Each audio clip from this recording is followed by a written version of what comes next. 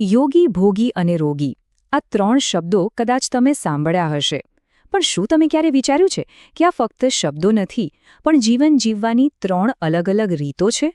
આ ત્રણ અવસ્થાઓ આપણી ખાણીપીણી, આપણી માનસિકતા અને આપણા સુખ દુઃખ સાથે કેવી રીતે જોડાયેલી છે? ચાલો આજે એને ઊંડાણપૂર્વક સમજીએ. આ કહેવત તો આપણે બધાએ આપણા વડીલો પાસેથી ક્યારેક ને ક્યારેક સાંભળી જશે, ખરું ને? પહેલી નજરે તો બહુ સીધી સાદી વાત લાગે છે. ઓછું ખાઓ તો સ્વસ્થ રહો. મતલબ કે ખાવા પીવામાં સંયમ રાખવો જરૂરી છે. અને આ જ વાત આજના આપણા વિશ્લેષણનો મુખ્ય આધાર છે. પણ એ શું વાત ફક્ત ખાવા પીવા પૂરતી જ સીમિત છે, કે પછી આની પાછળ કોઈ ઊંડો રૂપકાત્મક અર્થ છુપાયેલો છે? ખરેખર તો આ વાત ફક્ત ભોજનની ભૂખની નથી, પણ જીવનમાં સફળતા, સુખ અને શાંતિની ભૂખની પણ છે.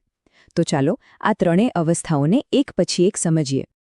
ચાલો શરૂઆત કરીએ પહેલા પ્રકારથી, રોગી. આ એક એવી સ્થિતિ છે જે અસંતુલન અને પીડાનું પ્રતીક છે. સાચું કહું તો આપણે બધા આ સ્થિતિથી બચવા માંગીએ છીએ, પણ ઘણીવાર જાણીએ અજાણ્યા આપણે એમાં ફસાઈ જતા હોઈએ છીએ. રોગી નામ પરથી જ ખ્યાલ આવી જાય છે. રોગ સંસ્કૃતમાં આ શબ્દનો અર્થ છે બીમાર વ્યક્તિ. પણ અહીંયા વાત ખાલી શારીરિક બીમારીની નથી હો. આ એક માનસિક અવસ્થા પણ છે.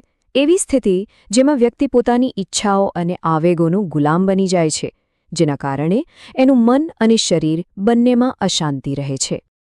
તો રોગી અવસ્થામાં ખરેખર થાય છે શું? જુઓ, વ્યક્તિ સતત કોઈને કોઈ વસ્તુ પાછળ ભાગતી હોય છે.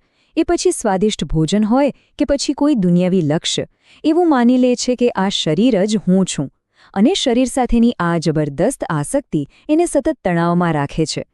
આયુર્વેદ પણ કહે છે કે જ્યારે આપણે જરૂર કરતાં વધુ ભોગ કરીએ છીએ, ત્યારે શરીરમાં ઝેરી તત્વો એટલે કે આમ ભેગું થાય છે, જે મોટાભાગના રોગોનું મૂળ છે. અને સીધી વાત છે, જો સ્વાસ્થ્ય જ ન હોય તો પછી સાચું સુખ ક્યાંથી મળવાનું? હવે વાત કરીએ ભોગીની. અને સાચું કહું ને તો આજના જમાનામાં મોટાભાગના લોકો આ કેટેગરીમાં જ આવે છે. આ એવા લોકો છે જેઓ દુનિયાના સુખોનો આનંદ માણવા માંગે છે અને જીવનમાં કંઈક હાંસલ કરવા માંગે છે. ભોગી એટલે જે ભોગ કરે, એટલે કે દુનિયાની વસ્તુઓનો આનંદ માણે. આ લોકો ખૂબ જ મહત્વાકાંક્ષી હોય છે. એમને સફળતા જોઈએ, સમાજમાં માન સન્માન જોઈએ અને જીવનના દરેક આનંદનો અનુભવ કરવો હોય છે. એમનું સુખ મોટેભાગે બહારની વસ્તુઓ પર આધાર રાખે છે.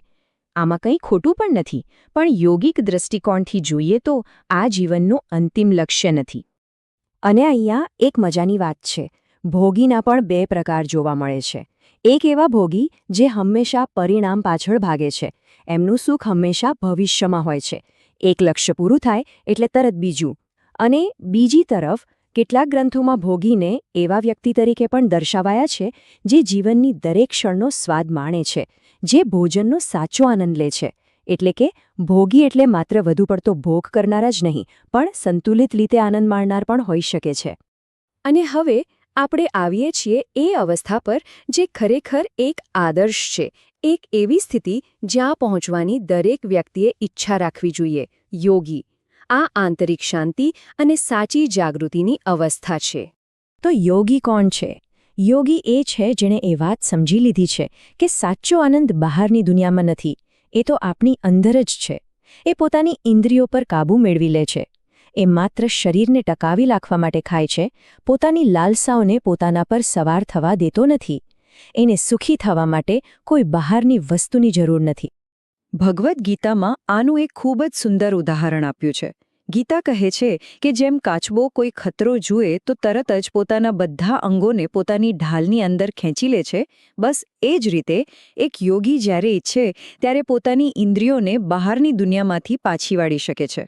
આ ઇન્દ્રિયો પરના સંપૂર્ણ નિયંત્રણનું પ્રતીક છે. કેટલું સરસ રૂપક છે, નહીં? અહીં એક બહુ મોટી ગેરસમજ દૂર કરવી જરૂરી છે. યોગી બનવાનો અર્થ એ નથી કે બધું છોડીને હિમાલયમાં જતું રહેવું. ના, બિલકુલ નહીં. આજના જમાનાનો યોગી એ છે જે દુનિયામાં રહીને પોતાની બધી જવાબદારીઓ પૂરી કરે છે, પણ શાંતિ અને સ્થિરતા સાથે.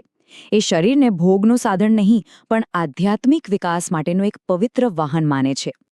તો અત્યાર સુધી આપણે રોગી, ભોગી અને યોગી વિશે સમજ્યા. પણ એક વાત યાદ રાખવા જેવી છે કે આ કોઈ પાક્કા લેબલ નથી કે કોઈના પર ચોંટાડી શકાય. આ તો જાગૃતિના અલગ અલગ સ્તરો છે. અને આપણા બધામાં આ ત્રણેયના થોડા થોડા અંશ હોય જ છે. ચાલો હવે આ ત્રણેયની સરખામણી કરીને એને વધુ સારી રીતે સમજીએ. ચાલો આ તફાવતને વધુ સ્પષ્ટ રીતે સમજીએ. રોગી માટે હું એટલે એનું શરીર, ભોગી માટે એનો અહંકાર અને મન, અને યોગી માટે એનો આત્મા. સુખની વાત કરીએ તો રોગી ઇન્દ્રિયોની લાલસા પૂરી કરીને સુખ શોધે છે, ભોગી બહારની દુનિયામાં સફળતા અને માન્યતાથી સુખી થાય છે, જ્યારે યોગીને આનંદ પોતાની અંદરની શાંતિમાંથી જ મળે છે. અને સ્વાસ્થ્ય?